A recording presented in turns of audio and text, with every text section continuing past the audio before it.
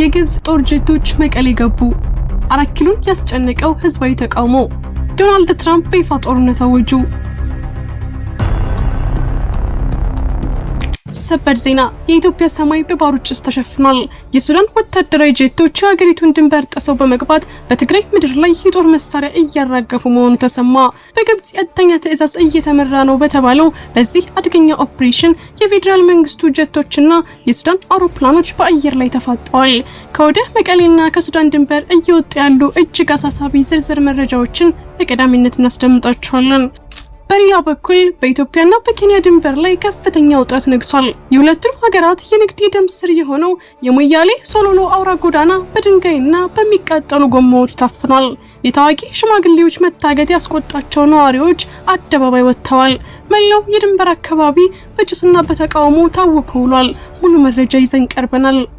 ከውጭ ዜና የሰላሙ ጭላንጭል ጠፋ። የጦርነቱ ነበልባል ተቀጣጠለ። ትራምፕ ለኢራን የቀረበውን የ14 ነጥብ የሰላም ስምምነት ቀደዱት።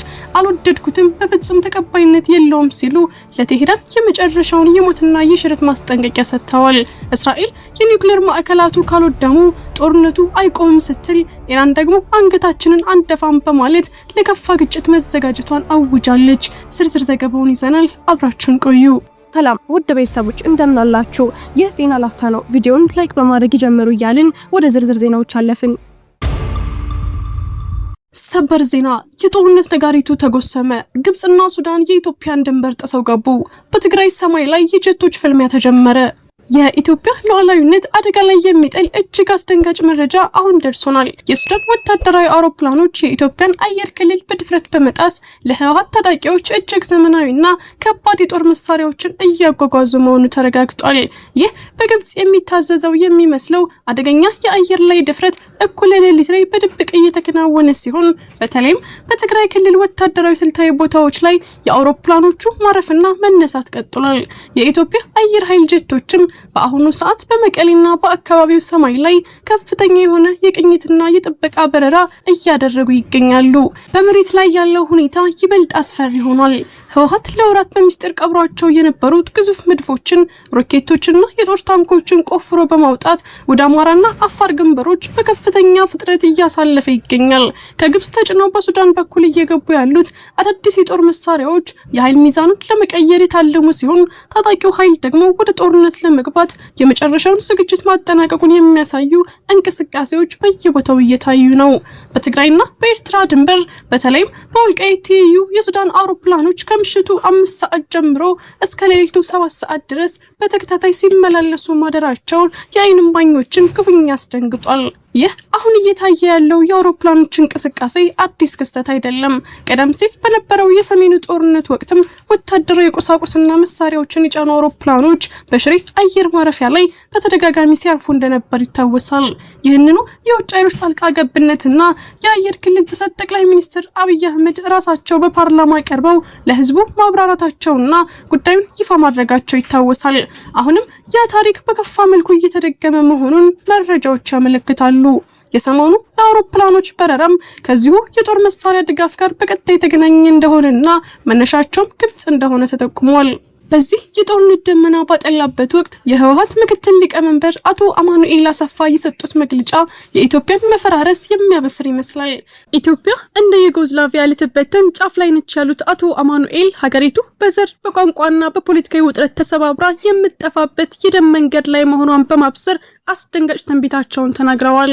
የፕሪቶሪያው ስምምነት ፈርሷል በሚል ድምጸት ዓለም አቀፉ ማህበረሰብ ኢትዮጵያ ውስጥ ሊፈስ ስለሚችለው ደም አሁኑ ጣልቃ እንዲገባ ጥሪ አቅርበዋል። ይህ ንግግር ታጣቂው ኃይል ለከፍተኛ ጦርነት ስነልቦናዊ ዝግጅት እያደረገ መሆኑን ማሳያ ተደርጎ ተወስዷል። በአሁኑ ሰዓት በመከላከያ ሰራዊትና በህወሓት ታጣቂዎች መካከል ያለው ግንኙነት እጅግ ተበላሽቷል። የፌዴራል መንግስቱ ድሮኖችና ጄቶች በትግራይ ሰማይ ላይ የሚያደርጉት በረራ አልቆመም። ይህም ማንኛውም አይነት የውጭ ኃይል ጣልቃ ገብነት ከተሞከረ እርምጃ ለመውሰድ የታለመ ይመስላል። ግብጽና ሱዳን በጋራ በመሆን የኢትዮጵያን የሰሜን ክፍል የጦር ቀጠና ለማድረግ የጀመሩት ሴራ ሀገሪቱን ወደ ከፋ የእርስ በርስና ቀጠናዊ ጦርነት እየገፋፋት ነው። ሰማዩ በጄቶች ምድሩ ደግሞ በከባድ መሳሪያዎች ተጨናንቋል። ኢትዮጵያ የቀጣዩን ሰዓት የጦርነት መባቻ በመጠባበቅ ላይ ትገኛለች።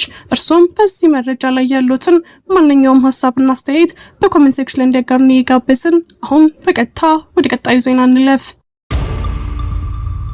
በኢትዮ ኬንያ ድንበር ከፍተኛ ውጥረት ነገሰ። የሞያሌው አውራ ጎዳና በድንጋይና በጎማ ተቃጠለ። በኢትዮጵያና በኬንያ አዋሳኝ ድንበር ላይ የሚገኘውና ሁለቱን አገራት የሚያገናኘው ዋነኛው የየብስ ትራንስፖርት መስመር ዛሬ ሙሉ በሙሉ ዝግ ሆኖ ውሏል። ከሶሎሎ እስከ ሞያሌ ድረስ የተዘረጋው ይኸው ወሳኝ አውራ ጎዳና በተቆጡ ተቃዋሚዎች ቁጥጥር ስር መዋሉን ተከትሎ በሁለቱም አገራት መካከል የሚደረገው የንግድና የሰዎች እንቅስቃሴ መገታቱ ተሰምቷል። ተቃዋሚዎቹ በድንጋዮችና በሚቃጠሉ ጎማዎች መንገዱን በመዝጋት ቁጣቸውን እየገለጹ ሲሆን የአካባቢው የጸጥታ ሁኔታም እጅግ አሳሳቢ ደረጃ ላይ ደርሷል።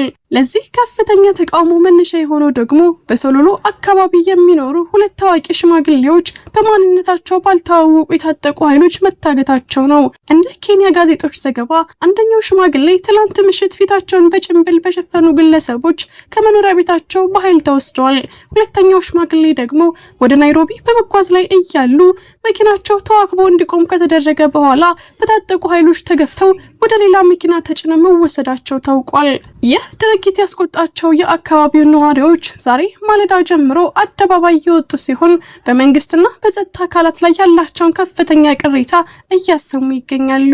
በአካባቢያቸው ተደጋጋሚ የእገታና የሰዎች መሰወር ድርጊቶች እየተፈጸሙ ቢሆንም የጸጥታ ኃይሎች የዜጎችን ደህንነት ማስጠበቅ አልቻሉም ሲሉ ተቃዋሚዎቹ ይከሳሉ።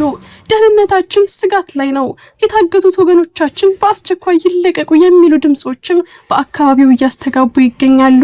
በዚህ የንግድ መስመር መዘጋት ምክንያት በመቶዎች የሚቆጠሩ የጭነት መኪናዎች በሁለቱም አገራት ድንበር ላይ ቆመው ለመዋል ተገደዋል። ኢትዮጵያና ኬንያን በንግድ የሚያስተሳስረው ይህ አውራ ጎዳና በመዘጋቱ በቢሊዮን የሚቆጠር የንግድ ልውውጥ መስተጓጎሉን ተከትሎ ከፍተኛ የኢኮኖሚ ኪሳራ ሊያስከትል እንደሚችል ተሰግቷል። በአሁኑ ሰዓት በአካባቢው ከፍተኛ ውጥረት የነገሰ ሲሆን መንገዱን ለማስከፈት የሚደረጉ ጥረቶችም ከተቃዋሚዎቹ ብርቱ ተቃውሞ እየገጠማቸው እንደሆነ ተዘግቧል። ቪዲዮአችንን ላይክ ማድረግ አይርሱ እያልን ወደ ውጭ ዜና አለፍን። የሰላም ተስፋው ጨለመ። ትራምፕ የኢራንን 14 ነጥብ እቅድ አልቀበልም አሉ። የዓለምን ትኩረት የሳበው የአሜሪካና የኢራን ጦርነት ወደ አደገኛ ምዕራፍ ተሸጋግሯል። ፕሬዝዳንት ዶናልድ ትራምፕ ኢራን በአሸማጋይዋ ፓኪስታን በኩል የላከችውን የተኩስ አቁም ምላሽ ፈጽሞ ተቀባይነት የሌለው ሲሉ ውድቅ አድርገውታል። ትራምፕ በትሩዝ ሶሻል ገጻቸው ላይ ባሰፈሩት መልእክት የቀረበው ሀሳብ እንዳልተመቻቸውና አሜሪካ ለሰላም የቀረበችውን ባለ 14 ነጥብ ሰነድ የሚመጥን እንዳልሆነ በግልጽ አስታውቀዋል። ይህ ውሳኔ በሁለቱ ሀገራት መካከል የነበረውን መጠነኛ የተኩስ አቁም ተስፋ ወደ ለየለት ጦርነት የመለሰው ይመስላል። በከፊል ከኢራን መንግስት ጋር ግንኙነት ያለው ታስኒም የዜና ወኪል እንደዘገበው ከሆነ ቴሄራን በምላሿ ውስጥ በሁሉም ግንባሮች ውጊያ እንዲቆም የአሜሪካ የባህር እገዳ እንዲነሳና ወደፊት ጥቃት እንደማይፈጸም ዋስትና እንዲሰጥ ጠይቃለች። ሆኖም ይህ የኢራን ፍላጎት ዋይት ሀውስን አላስደሰተም። ይባስ ብሎም የእስራኤሉ ጠቅላይ ሚኒስትር ቤንያሚን ኔታንያሁ ለሲቢኤስ 60 ሚኒትስ በሰጡት ቃለ ምልልስ ጦርነቱ ሊያበቃ የሚችለው ኢራን ያከማቸችው የበለጸገ ዩራኒየም ሙሉ በሙሉ መውጣት ሲችል ብቻ እንደሆነ በመግለጽ የጫናውን መጠን ከፍ አድርገውታል። ኔታንያሁ አሁንም ያልወደሙ የኒውክሌር ማበልጸጊያ ማዕከላት መኖራቸውን በመጠቆም ወታደራዊ እርምጃ እንዲቀጥል ፍላጎታቸውን አሳይተዋል። የኢራኑ ፕሬዝዳንት ማሱድ ፔዚሽኪያን በበኩላቸው ለቀረበው የሰላም እቅድ በቀጥታ ምላሽ ባይሰጡም በጠላቶቻችን ፊት አንገታችን አንደፋም በማለት ለድርድር ብለው እጃቸውን እንደማይሰጡ በጽናት ተናግረዋል። አሁን ላይ ኢራን የዓለምን 20% ነዳጅ የሚያልፍበትን የሆርሙዝ ወሽመጥ እንደዘጋች ስትሆን አሜሪካ ደግሞ በኢራን ወደቦች ላይ ጥብቅ እገዳ በመጣል ቴሄራንን በኢኮኖሚ ለማንበርከክ እየሞከረች ነው። ትራምፕ ግን የመጨረሻውን ማስጠንቀቂያ ሰጥተዋል። ኢራን ለቀረበላት የሰላም ስምምነት እጅ ካልሰጠች ዳግመኛ የሚጀምረው የቦምብ ድብደባ ከዚህ በፊት ከታየ ሁሉ የከፋ እንደሚሆን ዝተዋል። ዓለም አቀፉ ማህበረሰብ በጭንቀት የሚጠብቀው ይህ ውጥረት ቀጣዩን የዓለም ኃይል አሰላለፍ የሚወስን እንደሚሆን ይጠበቃል። ውድ የዜና ላፍታ ቤተሰቦች የሰዓቱ መረጃዎቻችን ያዳመጣችሁትን ይመስል ነበር። ስለተከታተላችሁን እያመሰገንን ቻናላችንን ሰብስክራይብ በማድረግ ቤተሰብ እንድትሆኑ እየጋበዝን በዚሁ ተሰናበትን። ጤና ይስጥልን።